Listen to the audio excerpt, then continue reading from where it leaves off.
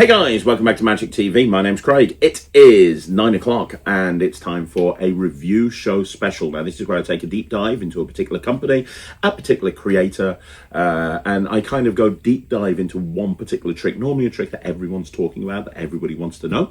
And today I'm going to be talking about this. This is Tfork by Harrius Presents. It's actually by Magician Go and Harrius. And this is the new trick that Henry has brought out for Black Friday.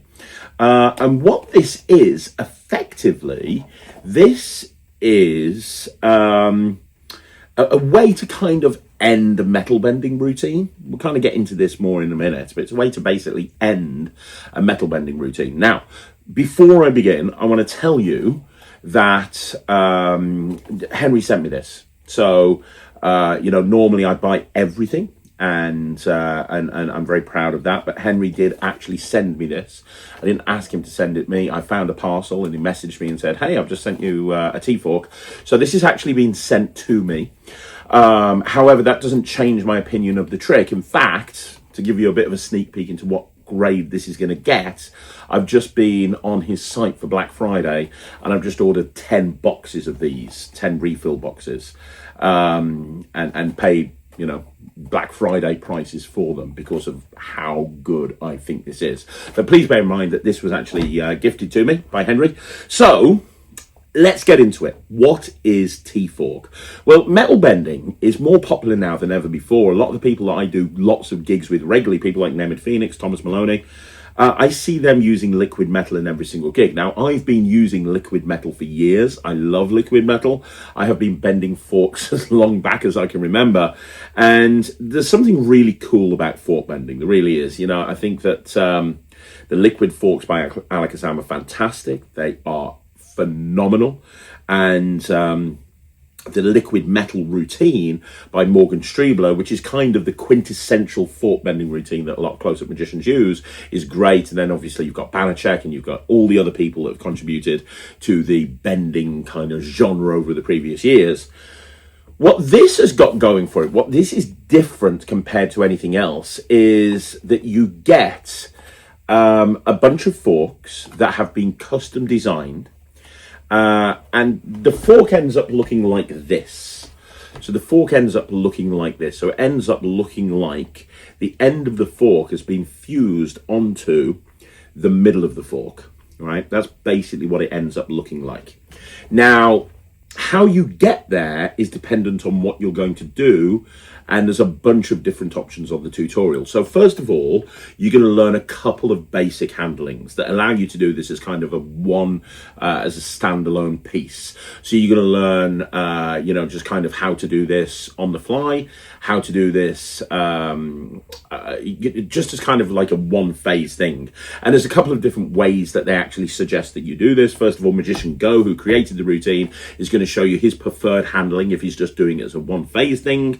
And then you're going to see Henry, he's going to come along and give you a couple of different ideas as well. And I think the key thing with the basic routine is it is very practical. Now, you can't tell with this fork, all the other forks are in the other room, but when you get the fork, it's made like this. You have this part permanently in place. It's all been made as this. It's not like they've stuck this on and soldered it. This is all made as one unit. And the end of the fork is designed so it's got a tension break there. Now, if you don't do fork bending, you don't know what tension break is. A tension break is where you kind of take a fork and you go back and forth and back and forth. If you've ever seen the original liquid metal routine, with the original liquid metal routine, and a lot of people don't do this anymore, I still do when I do liquid metal on stage, is Morgan brought out 2 forks. You would hand one fork to somebody and he'd take the other fork and he'd do this, and the fork would bend and then the head would drop off the fork. That is done through the use of a tension break. So you go back and forth with it and it's very close to breaking. So you can show the fork and you can just rub it and warm it up with your fingers and it's going to break very, very easily without looking like you're putting any pressure on it. Now, these forks have been made so there is a tension break built into the correct part of the fork, which is there. So when you see this fork, and I'll show you a live performance in a minute, when you see this fork, there's actually a tension break there, which means that this is super practical because you can just put some of these in your pocket. When you want to do it, you bring it out like this. They're not going to see that tension break, but you can just kind of do this. And when you do this, you can have that moment where the end breaks off. Now, on the tutorial, Magician Go tells you how you can actually, if you want to, not do it that way, and you can openly break the end off the fork. So if you don't want to do it kind of like a magical moment, you can actually break the end off the fork. Now, the reason it's important, regardless of how you do it, the reason it's important that you have that tension break there built into the fork is it needs to be the correct size. Because when you do that tension break, that piece is going to fall off, which is going to be identical to this piece here, which is going to allow you to then take this piece, put it over here, and make it look like you've fused it on. Now, I'm going to show you a performance of me doing sort of that main routine, doing that sort of basic routine to Thomas Maloney. So I'm going to show you exactly what this looks like. Later on in the more advanced routine, Magician Go talks about how you can actually have the fork signed. He talks about how you can have two people to sign the fork, or you can sign the fork and they can sign the fork. There's a lot of different options. I really like that sign the gambit, and I've included it in the basic routine. So the performance you're going to see involves, basically you're going to see exactly how this looks. So you're going to see the end. I do it as kind of a magical moment where the end just kind of almost melts off into the spectator's hand, and then you're going to see it being signed and then kind of fused back on. And the handling I'm using is Henry's handling, which I thought was the cleanest way of actually doing this, because it allows you to show your hands completely empty before you give the fork out. So I'm not going to say anything else. Let's have a look at a performance of that right now so you can see what this looks like, and then we'll come back and we'll carry on talking about the tutorial, and we'll carry on talking about everything else. So this is the quick version. This is like the basic version, but I actually quite like the basic version. There are more advanced routines, which we'll get to in a bit. But I have a fork, Tom, as you can see, and I have a pen. Now, what I want you to do, can you take the pen and can you, right there on the bowl of the fork, can you just put your initials? Now, the reason I get your initials put there is because that makes that fork unique, right? Now, I'm going to try and do something. I want you to watch carefully. You ever seen the people that bend metal? Yeah. Well, I can actually go one step further than bending metal. You see, if I use my finger and I just do this, what I can actually do is I can actually heat up the metal, and I can actually start to make it pliable. And once it becomes pliable, you're not going to believe this, but I can actually take it and I can do this. I can actually cause it to bend like that. Now hold your hand out for me. I can go one step further. I can do this. I can actually make it come right off, which is crazy, right? You know, Uri Geller might bend the fork. I can actually break that thing. Can you put your finger there so it doesn't go away? I'm going to go one step further. I'm just going to put my initials there. You can put the lid back on again. So we've got your initials, we've got my initials. Now you're going to see something absolutely incredible. Are you ready? Yeah. I want you to watch. This is not an easy thing to do, but I'm going to try and do it. I'm going to see if I can take mine initialed one. And I'm just going to do this, and I'm going to see if I can balance it. Balance the fork right there. Just like that. I can actually balance that fork right there onto the piece that broke off. In fact, I can actually go one step further, and as well as heating up the fork to break it, I can actually heat it up and reattach that piece right there on the fork, just like that. And you can have that as a souvenir, and I think that's the weirdest souvenir anybody will ever see. Quite strong, isn't it? Yeah, it's not going to break. Okay, so that was a performance of sort of the basic routine for this. And Michael, who was behind the camera, has seen a lot of magic. And when he watched that, he turned around to me and he went, "That's one of the best things I've seen on Magic TV." And I completely agree with him. I think this is phenomenal. And let me explain why I think it's better than liquid metal. Now, I'm not dissing liquid metal. I think liquid metal is amazing. But let me tell you why I think this is better. Before we get onto the advanced routine, just doing this, there's a few reasons why. I've done liquid metal millions of times. And when you give that fork to somebody and it's bent into millions of pieces, that's a beautiful moment. That's a great moment, right?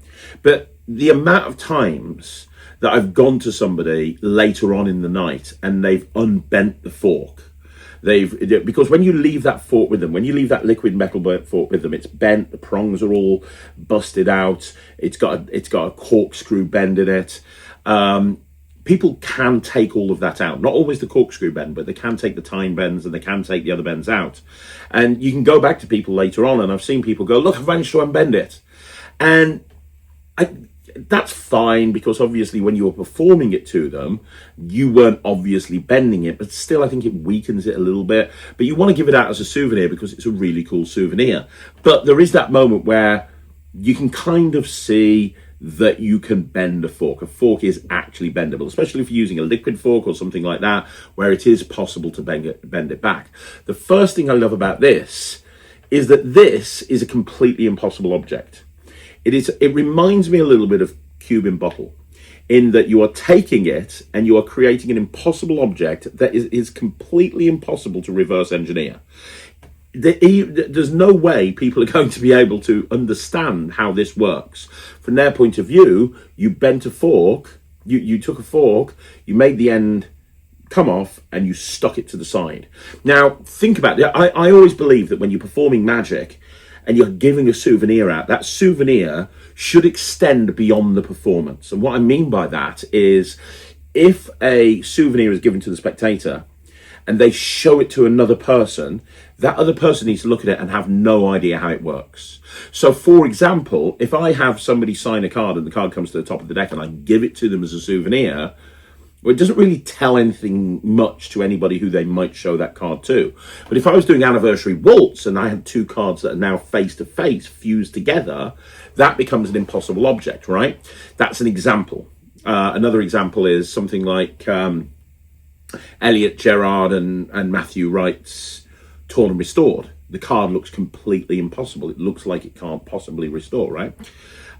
This has that same thing, in that if somebody was given a fork at the end of a liquid fork routine and then they show it to somebody else, that person could say, well, didn't they just bend it when you weren't looking? But with this, they're not going to say that. They're going to go, hang on a minute, that was there and now it's here and it's permanently on there. What the hell? Right? It's an impossible object. And for me, that's one of the biggest moments of this. And yes, it's going to be more expensive than a liquid fork. And maybe you're not going to do it as many times as you would do liquid metal, because Alakazam have got the liquid forks really cheap. But maybe this is something for the CEO. This is something for the person that you really want to do something special with. Second of all, I know I plan on not doing the advanced routine. We'll talk about the advanced routine later on. It's very, very good. I plan on not doing the advanced routine. I plan on doing this routine as an opener and then going into some liquid metal stuff. Because the thing you need to understand is I can give this out signed like that by the spectator, and then I can come up here, and because of how they've made the forks, I can still do a lot of the liquid metal routine. Even with this fork like this, I can still do the bends, I can still do the time bends. I haven't tried a corkscrew. Let me just try it. It might be a bit difficult. I haven't tried it. Yeah, it's a bit difficult to do a corkscrew. Maybe with a bit of practice you might be able to. But the tines bend really, really easily. So you could do all the time bend stuff if you wanted to and make this look even crazier. No problem at all. With that there, that's absolutely fine. But you've got this really impossible object, regardless of whether you do that or not. I love this. And look, as a close-up magician, more and more people are doing liquid metal. And that's why I stopped doing double cross, because everybody was doing bloody double cross, and I stopped doing it because I was walking up to people and they were like, oh, you're going to put a cross on my hand. I don't want to walk up to people and go, I'm going to show you a trick with a fork. Oh, you're going to bend it like the other guy, which very possibly could happen, right? But I love the idea of going up to a group and somebody saying, oh, I saw a magician the other week, he bent a fork. Oh, did he? Right, I tell you what, I won't bend a fork. I'll do something even crazier. Watch. Boom. Done. I love that idea. I think that is super smart. I think this is a reputation maker. I really do. I think this is going to get you so many gigs. I think this is just completely impossible. I think this is a social media, Instagram killer. I think this is amazing. So yeah, I love this. Bottom line, I love this. I think this is amazing. In terms of how well they're made really well. The one thing that I'd say with the tension break is you want to work it in slightly. So you want to give it a little bit. They talk about that on the tutorial, work it in slightly. Just a little bit, just back and forth a couple of times. It will take 10 seconds before you put it in your pocket. And other than that, it's perfect. They're really well made. I think Henry and Magician Go are onto a winner. Now, the rest of the tutorial's really well explained. Henry obviously speaks English very clearly. Magician Go does not, but the subtitles when Magician Go is speaking. He has a longer routine, which is kind of his bread and butter routine, and you see a live performance of that as well, which is very much appreciated. And it's an amazing routine. It's a multi-phase routine culminating in this final moment. And there's a lot that's going on, and there's a lot of thought process that's gone into that. And you can tell that that's Magician Go's 1,000th timer, and he's done that 1,000,000 times. And you can tell this is not something that he's created just to have a product out, and this is something that he's done, and he's done for a long time, and now it's coming to market. And the advanced routine is great. It didn't suit my style, but that's not to say it's not a great routine. It is. What does suit my style, however, is doing what you just saw in the performance, which is literally bringing out a fork, snapping it off, fusing it back onto the side and giving it to a spectator. I think that is an absolutely stonking, incredible moment of magic. And I think this is in the running for Trick of the Year. I think this is in the running with all of the other tricks that we've talked about that are really good. I think this is in the running Trick of the Year. I think Tfork is great. I don't know why more people aren't talking about it. It's amazing. It's another winner by Henry Harrius. And, you know, we all know how much time and effort and thought Henry puts into his effects. And this is another example. I'm going to give this 120%. I think it's absolutely brilliant. I absolutely love it. You can get it from his website, and you'll have it delivered. And I believe at the moment it's only available through Henry's website, but you get everything you need. You get the tutorial. It's about half an hour long, very good tutorial. You get you get a bunch of forks. I think you get about 25, 30 forks, and you get everything you need to perform it. So that is Tfork by Henry Harrius presents Henry Harrius and a Magician Go. So there you go. That's all you need to know. I want to say thank you so much, guys, for watching the channel. Thank you so much for joining me here on a Sunday evening. I really appreciate it. And don't forget, you want to see more videos like this, like the video, subscribe to the channel, leave a comment down below. I'm going to be back again with another video tomorrow. There's going to be a 5x5 tomorrow. Go back and look at the Q&A if you haven't already done so. Yesterday we had an interview. Go check out the interview on Talk Magic. We've got videos going up every single day on Magic TV. As far as I'm aware, we are the only magic channel for magicians where at least one video goes up every single day. So make sure that you keep watching, subscribe, join the Netrix. It's my online streaming platform for magicians. You can get access immediately, and I will see you again soon. Thank you so much for watching. My name's Craig, and this is Magic TV.